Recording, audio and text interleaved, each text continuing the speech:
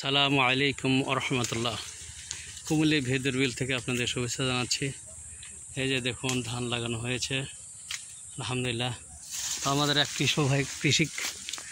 কৃষি ভাইয়ের সাথে কথা বলি। এখন তো ধান লাগানোর মৌসুম না? এরা কি ধান লাগাচ্ছে এখন? হাইব্রিড না? কি 28 বলে না কি বলে এটা? হাইব্রিড না? এগুলো প্রচুর ফলন হবে ইনশাল্লাহ, আশা করা যাচ্ছে নাকি? যাকে আমার কৃষি ভাইয়ের মন্তব্য শুনলাম। তো দেখুন ভেদর বিল আমাদের ঐতিহ্যবাহী এই জমির উপরে সুন্দর পেয়ারা, হাজার হাজার পেয়ারা ধরেছে ইনশাআল্লাহ। পাখি খাচ্ছে, মানুষ খাচ্ছে, এগুলো সদগায়ে জারিয়া হয়ে যাচ্ছে, উপকার হবে মানুষের ইনশাআল্লাহ।